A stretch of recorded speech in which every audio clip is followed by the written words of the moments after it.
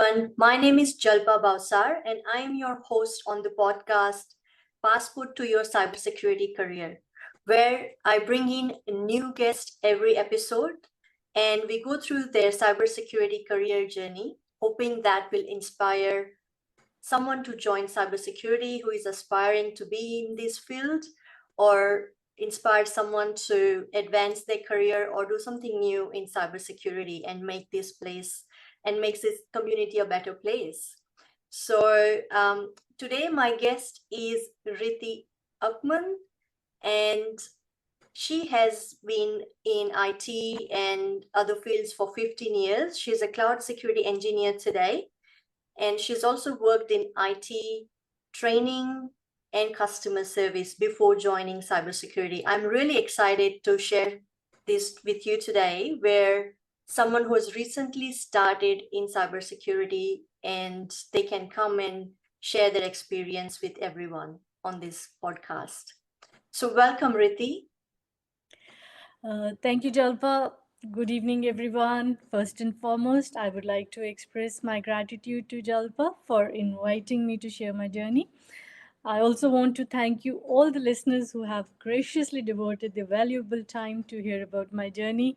I hope that my story will provide some valuable insights to assist you on your journey in some way or other. Thank you, Reeti. So Reeti has shared a fun fact about her with me, and she's mentioned that she starts her day with meditation, and she can skip a meal but never miss her practice on meditation.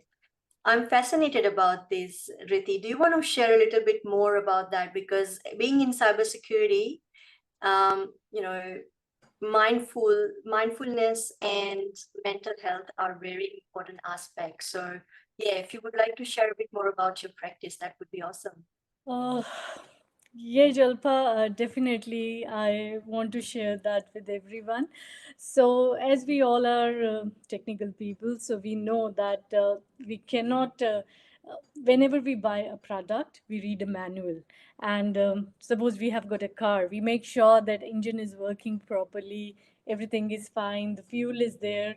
So, as a human body, we should know how to run our body. So yes, exercise is an important part, but these days now people have started focusing a lot on mental health, and yes, mental health is very very important. As it is important to exercise, eat our meals and everything, we have to be in a good state. And my practice, this meditation practice which I do regularly, like as I said, I can skip a meal but I never skip my meditation routine. That helps me staying calm, composed in every situation. Like even my fellow colleagues sometimes do say, like, you don't overreact to situations. You always stay calm. Like, what is the reason? I think the only reason is that I meditate every day. And see, meditation has got nothing to do with any religion. It's just keeping your self in a positive frame of mind all the time. And just, yeah, mindfulness is such a big concept now. So, yeah, I am definitely into it, and I will recommend it and suggest everyone, just spend few minutes, start practicing it. It'll help you. You will see the difference. That's what I want to say.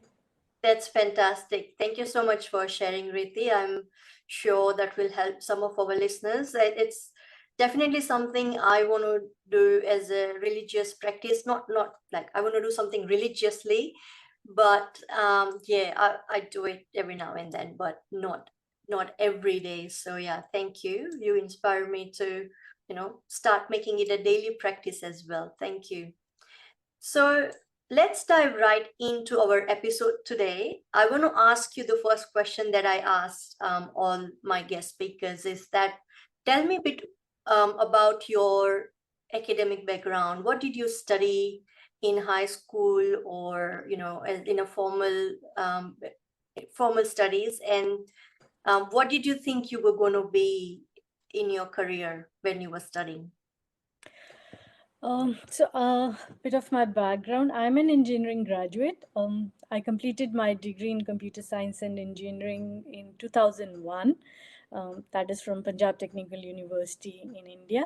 So I had always been passionate about computers and always wanted to be a computer engineer, even when I had limited understanding that what it truly meant to be a computer engineer. So I would like to share a small story, like when I made the decision to become a computer engineer. So it's goes back to late 80s. I was in grade 6 and I still remember the day when I saw the computer for the first time in my school, and I just innocently asked my teacher, how could I learn everything about this fascinating, like this device, this computers? And her response was simple. She just said, become a computer engineer. And that's it. That became a transformative moment, and I decided to pursue a career and become a computer engineer. And I absolutely had no idea what a computer engineer is. There was no clear roadmap. I had limited access to quality education. There wasn't any good school in my area. Like I had to travel 40 kilometers to go to a good school. It was just a sheer devotion of and a commitment. And you say that uh, my parents were so good. I had an unwavering support from them. And the journey was bumpy, full of struggles. Then, even for my high school, I had to go to a boys' school. And people often used to question my father that, why are you sending your daughter to a boys' school? But my father was on my side, and he always used to say, don't worry what people say, just focus and study. So, despite all the odds, I got my degree in computer engineering in year 2001. So that's my qualification part. That's awesome. And that takes a dedication, like so much dedication to go through boys' school, traveling so much, and still getting a degree in the field of your liking. So good on you. And Thanks for that. so, how did your career begin? And did you think that you will be working in cybersecurity one day? When did you see that? So after completing my degree, I did start my career as a software developer, but due to personal circumstances, I had to take career breaks. Like as life unfolded, I moved through various phases in my life, which we all have to, and we have to make those tough decisions. So I had to keep my passion of being a software developer in the corner. It had to take a back seat because I had some other priorities in my life. So I worked as an IT trainer, worked in customer service, and in my previous role, like I worked as an authorized officer with Metro Trains Melbourne. It was a very secure and financially rewarding career. But deep down, I held a strong desire to return to IT. So when COVID hit, we all witnessed a surge in cybercrime. There was a skill shortage to combat it. And that time I chose to study cybersecurity. So as it not only aligned with my passion, but it also allowed me to make a more impactful contribution to the society. So my decision to switch career was purely driven by my passion and my strong desire to give back to community. So I enrolled myself into a 6 month boot camp. I put my heart and soul into that course. So sometimes sleeping only for 3 hours a night because I had got assignments to do, I've got my household stuff to do, and I was working full time with studying. So after completing my course, I chose to focus on cloud, and I got some few industry certifications. And after 1.5 year of consistent hard work, sleepless nights, and dedication, I successfully started my career in cybersecurity, in specializing in cloud security last year. Thank Wow, that's an awesome journey. And heads off to you for being such dedicated, student and working and being taking care of the family and still being on top of your aspiration to join cybersecurity. Well done. thank you for That's that. amazing. And so, is there are there skills that you had learned or gained working in different roles before joining cybersecurity that you think helped you during the interview process, or they help you today when you do your day-to-day job? Definitely, like all the skills that I built in my previous roles, whether it was being a software engineer, being an IT trainer, or the recent one, like working as a law enforcement officer with Public Transport Victoria, they have proven invaluable in my first role in cybersecurity. So I've always been passionate about providing exceptional customer service. So my skill to provide that exceptional service got further enhanced while working in these roles. Um, I had to interact with thousands of commuters from diverse backgrounds, like different age groups, varying learning capabilities, all with a varied range of queries, and I had to answer all those queries. So that experience taught me how to simplify the complex concepts for people. uh, the skill that I also developed working as a trainer, where I had to explain technical terms to individuals from diverse backgrounds, various like varied age groups. So this is an important skill in cybersecurity, where like you need a teamwork, you need to communicate. So effective communication, you can say. And then like public transport is so dynamic, so you have to handle multiple challenging situations. Every day is different, every situation is different, every customer is different. So that programmed me to think creatively and adapt to different situations, and it taught me to be resilient as well, which again, these all skills you need to be in this profession. And other thing is that I had an opportunity to live and work in three different countries. Like before coming to Australia, I was in UAE, so that gave me an ample opportunity to work with people from diverse backgrounds. And my education helped me. Like my education as an engineer gave me that bent of technical and analytical mind. Yes, so all the skills, they have been invaluable to me, and they helped me a lot. That's awesome. Thank you for sharing that, Reeti. So you have um, transitioned from IT and then customer service to cybersecurity, and that too very recently. Some of other guests on my podcast, they have done it few years ago. So your experience is quite unique, and I think very helpful to my listeners today. Where um, if you have any advice that you can share with them, what helped you to break Oh, into cybersecurity, and if there's something that other listeners can take away from this conversation today. yeah, thank you so much. So I would just like to say that first and foremost, find your passion. Yeah, think big, believe in yourself, dream, come out of your comfort zone, and work hard to achieve your goals. So every success begins with that single thought and then dedication to pursue that goal. Most importantly, don't worry about failures. No success can be attained without failures. Every failure shows that you tried, and it just takes you one step closer to success. That's how I think. Never stop learning, just keep going. And don't think about the skill set. Like, as I said, that I learned a lot of skills in my previous roles. So you might already have plenty of those transferable skills from your previous roles. So you have got a skill set. So don't worry about skill set.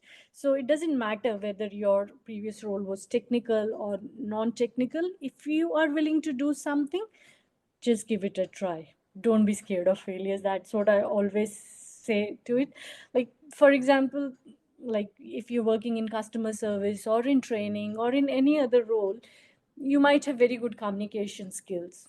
If you are from nursing background, you'll always be thinking out of the box, like you'll be put into that situations, right? So I'm just giving few examples that there are plenty of transferable skills. Wherever you're working, if you want to switch your career, you can do it. Just don't be scared. um, there are common myths. Like, I just want to talk about cybersecurity. People, the first one is that people think it is a male dominated area.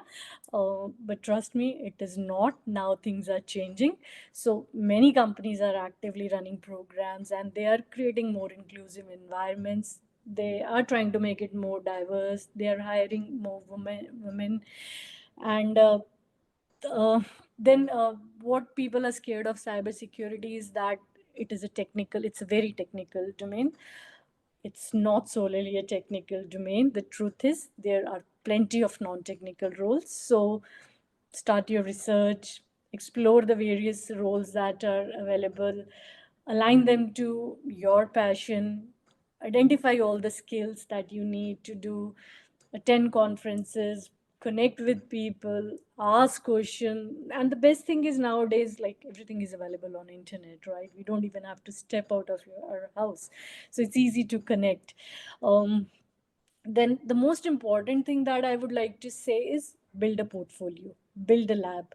So don't be scared when I say labs, because that doesn't mean that you have to pick up a complex, complicated project and build it and showcase. Start with the skills you already have. Like, never ever underestimate your skill set. Every learning counts, and there is no learning that is small. Don't shy, don't hesitate. Just share your learning and build a brand. Tell people who you are. Work on your soft skills and jot down all the transferable skills you have, as I mentioned. And just believe in yourself and do it. Such a valuable advice. Thanks for sharing, Reeti. So it's not only about interview, but also how to prepare to how to gear up to success. And Yeah. there will also be some failure along the way, is what I'm hearing. So no, that's very valuable. Thank you so much.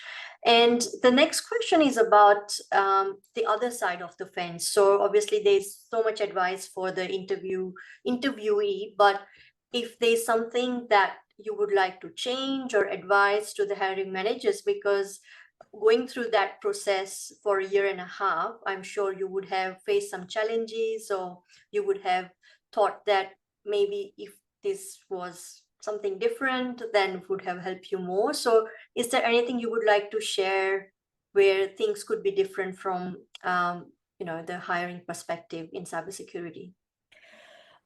Yes, see, cybersecurity is a very, very demanding career, and it's very important to hire right people. I understand that skills, qualification relative to position, they should definitely be prioritized, but I believe that there should be a lot of emphasis should be given on soft skills as well, because I personally believe that technical skills, if a person has got a technical bent of mind, like they can be taught in the classroom, but who the person is, like what the soft skills, that they come with the life experience and they cannot be taught to anyone. I am who I am, right? Like it cannot be changed. It either it'll be part of my personality or it'll come with the life experience. Like, so just figure it out, what a person actually is, like how passionate that person is about learning. Today he might just be starting, but he might be that passion driven that he might turn out to be an invaluable asset to your organization. And so all the skills that I mentioned previously, like effective communication, teamwork, resilience, being adaptable, like there's so many skills that are very important in this industry. And the person should culturally fit into the organization, right? So they should be a right fit in the organization as well. And then it is very important to understand that what is their approach while handling confidential and sensitive information. What do they think about all those things? And diversity is very important, because it's important to hire people from varied backgrounds and experience, because diversity brings unique perspective and problem solving abilities to the cybersecurity thing. And yes, the problem solving skills, analytical abilities, everything is important. And as the cybersecurity is dynamic, threat landscape is ever changing, adaptability, continuous learning, they all are very important. Other thing that I really want to mention is that has been my personal experience. So during the interview process, you might realize that a candidate may be a good fit for a different role within your organization. So they might have not initially applied for a specific position, but sometimes candidates, like who are making a fresh start, they are also not fully aware of all the roles and opportunities that are available in this domain. So if you identify, because a hiring manager has got a lot of experience, so if you identify such potential, don't hesitate to inform the candidates about it. they might not have considered that role, but they could be possessing those skills and qualities needed to excel in it. And this approach will not only benefit the organization by finding the right talent, but it also demonstrate like you are committed to help candidates and you help them to explore career paths, and that will align their abilities like to the best of their interest. And this is my personal experience because I applied for a certain role, because when you are not in an industry, you have got such a big career gap, there are so many self doubts that come up no matter how many battles you fight every day, but there's a bit of it. So when I applied for a position, the hiring manager put me into a higher role, higher profile. They said like, you can do that role, like why didn't you apply? And I was like, I thought I'm just starting, and all those questions, but so it's good, it's a win-win situation for both, like, so think from that perspective as well. And last but not the least, I'll say, keep the entry level roles as entry level only. Give people a fair chance. Like sometimes we see the entry level roles expect too much, but I'll just say that keep them simple. Give everyone Thanks, a fair Reeti. chance. Yeah. Yeah, no, that's right. And I think it saves hiring managers time as well when they refer the right candidate for the right role. And if a candidate is not right for their team, but if there's another team hiring and they feel like you might be a good fit, then why not recommending someone? Because ultimately it's going to save the company's valuable time on interview process. And we know how much time it takes to recruit one person. So Agree. yeah, Yeah. it can help someone at the end of the day, both the candidate and hiring manager. True. That's a Yeah. great thing. Thank you for sharing such valuable advice with us today, Reeti. I'm loving this. And as we come to the close of this episode, are there any closing remarks from you? Yeah, I would just say that we all have got one life. So listen to your heart, dare to dream, follow your passion, just dream big and work hard. And don't let the fear of that failure hold you back. There's no right or wrong approach to life.